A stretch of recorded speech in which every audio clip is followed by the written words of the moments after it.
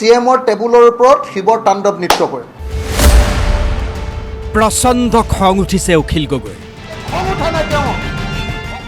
শিৱৰ তাণ্ডৱ নৃত্য কৰিবলৈ সাজু হৈছে অখিল গগৈ। 2 নম্বৰী অসমীয়া দাবী মানি নললে মুখ্যমন্ত্ৰীৰ টেবুলৰ ওপৰত থিয় হ'ব অখিল গগৈ। যি কৰে কৰিব পাৰিব, কিন্তু মই CMক সোধাই নাই।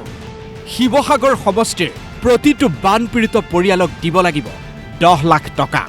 মুখ্যমন্ত্ৰী ডাঙৰীয়া, আপুনি আৰু ৰিলিফ দিলেও দিব নিদিলেও নাই, কিন্তু আমাৰ প্ৰত্যেকটো পৰিয়ালক 10 লাখকে টকা লাগিব।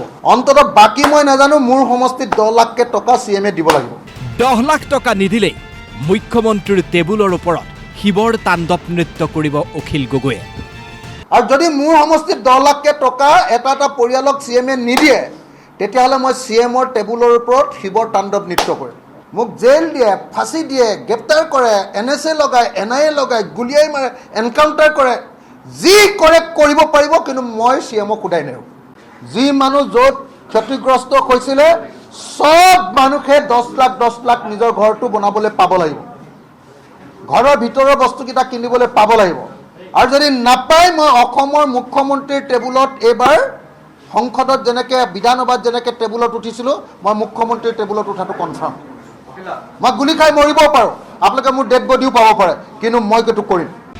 15,000 টকা দি যদি বাচি যাম বুলি ভাবিছে, মই কিন্তু সকলো উলট পালট কৰি দিম, হুংকাৰ দিলে অখিল গগৈয়ে।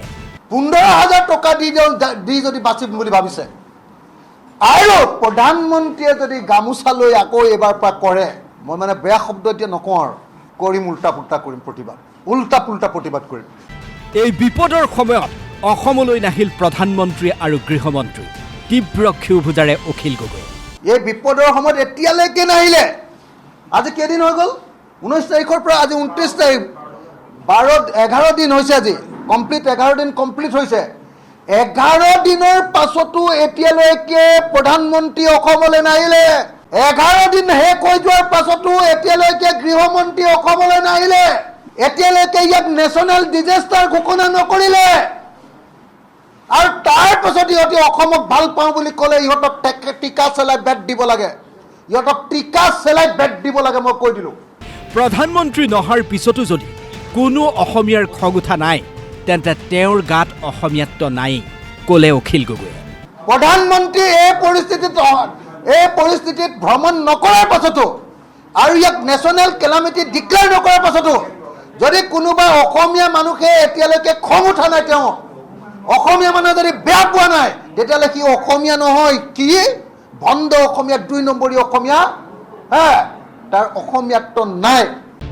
উল্লেখযোগ্য যে শিৱসাগৰৰ শেহতীয়া বান পৰিস্থিতি সন্দৰ্ভত এখন সংবাদমেল সম্বোধন কৰি মুখ্যমন্ত্ৰী ডক্টৰ হিমন্ত বিশ্ব শৰ্মাই মৃতকৰ পৰিয়াললৈ 9 লাখ টকা আৰু বানত ক্ষতিগ্ৰস্ত লোকলৈ 15,000 টকাৰ সাহায্য ঘোষণা কৰাৰ পিছতেই এনেদৰে খং ক্ষোভত ফাটি পৰে শিৱসাগৰৰ বিধায়কজন। কেমেৰা পাৰ্চন অমিত আৰু মোহনৰ সৈতে শিৱসাগৰৰ পৰা ভাস্কৰ জ্যোতি দাস, DY 365।